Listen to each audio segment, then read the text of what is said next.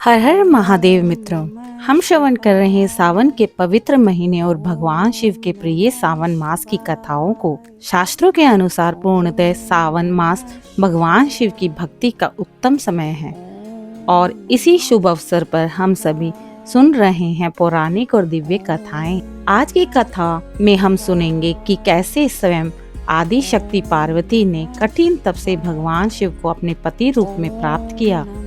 आइए सुनते हैं शिव पार्वती विवाह की पौराणिक कथा। शिव पार्वती विवाह की चर्चा हर पुराण में मिल जाती है। भगवान शिव ने प्रथम विवाह माता सती से किया था। यह विवाह बड़ी विकट परिस्थितियों में हुआ था क्योंकि माता सती के पिता यह विवाह नहीं करवाना चाहते थे, परंतु राजा दक्ष ने अपने पिता ब्रह्मा जी की बात सुनकर सती का विवाह भगवान शिव से करवाने का फैसला किया। विवाह के कुछ समय पश्चात जब माता सती अपने घर आई हुई थी, यज्ञ के दौरान राजा दक्ष ने अपमानजनक शब्द शिवजी के लिए कहे जिसे माता सती सह न सकी और उसी क्षण माता सती ने अपना आत्मदाह उसी यज्ञ में कर दिया, जिसके परिणाम स्वरूप भगवान शिव ने समाधि ले ली। वहीं दूसरी तरफ राजा हिमवान और देवी मैना के घर में माता सती ने पार्वती के रूप में पुनर्जन्म लिया। बचपन से ही माता पार्वती को शिवजी से विशेष आकर्षण था। एक समय की बात है, नारद मुनि उनके महल में आए और उन्होंने भविष्यवाणी की कि यह कन्या यानी माता पार्वती शिवजी की पत्नी बनेंगी, जिसके लिए उसे कठोर तप करना पड़ेगा। उसी दौरान तारकासुर का आतंक भी बहुत बढ़ गया था, जिसका वध भगवान शिव के पुत्र ही कर सकते थे। इस प्रकार का वरदान उसे प्राप्त था।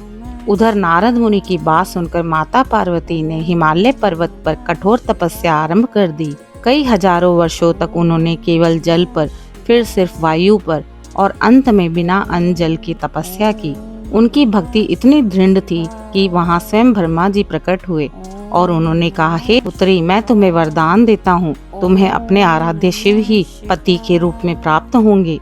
यह सुनकर माता पार्वती बहुत ही प्रसन्न हो गई। दूसरी तरफ देवताओं को भी चिंता हुई कि तारकासुर नामक राक्षस को वरदान मिला है कि शिव पुत्र के द्वारा ही उसका अंत होगा। शिव भगवान के समाधि में लीन होने के कारण सृष्टि का संतुलन बिगड़ता जा रहा है और तारकासुर का अत्याचार बढ़ता जा रहा है। इसलिए सभी देवगण ने भगवान शिव को समाधि से उठाने के लिए एक योजना तैयार की। साथ ही भगवान शिव का विवाह माता पार्वती से करवाने की सोची।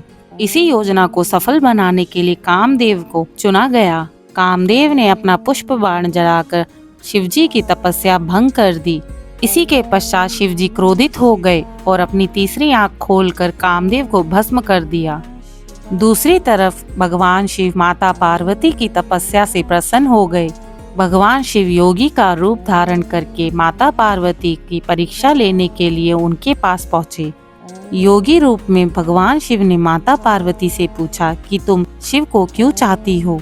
वह तो एक शमशान में रहने वाला योगी है, बाघ की खाल में भूतों का स्वामी है।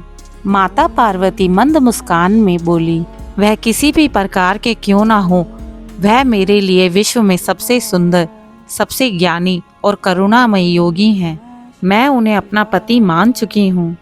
यह सुनकर भगवान शिव प्रसन्न हुए और अपने दिव्य रूप में प्रकट हुए और उन्होंने माता पार्वती के समक्ष विवाह का प्रस्ताव रखा। जब यह बात राजा हिमवान और देवी मैना को पता चली तो वह बहुत प्रसन्न हुए। सभी देवताओं, ऋषियों और गंधर्वों की उपस्थिति में श्री योगी नारायण मंदिर में उनका विवाह संपन्न हुआ। इस महाविवाह के आयोजन में शिव शंकर अपनी बारात लेकर माता पार्वती के यहाँ पहुँचे। शास्त्रों में वर्णित है कि भगवान शिव जी की बारात में हर तरह के लोग, गण, देवता, दानव, दैत्य आदि मौजूद थे। सभी तरह के जानवर, कीड़े मकोड़े, सारे जीव उनकी शादी में जा पहुँचे। इसीलिए उन्हें पशुपति कहा जाता है। भूत, पिशाच और विक्षिप्त लोग भी उनके विवाह में मेहमान बनकर पहुंचे। भूत पिशाचों ने मिलकर उन्हें भस्म से सुशोभित किया। इस तरह की बारात को देखकर माता पार्वती की माँ बहुत ही भयभीत हो गई और कहने लगी कि मैं अपनी पुत्री का हाथ ऐसे के हाथ में नहीं सौंपूंगी। माता पार्वती ने परिस्थिति को जानकर कि परिस्थिति बिगड़ रही है, बड़ी ही विनम्रता पूर्वक शिवजी से कहा कि अब उनके रीति रिवाजों के अनुसार आप तैयार होकर आएं।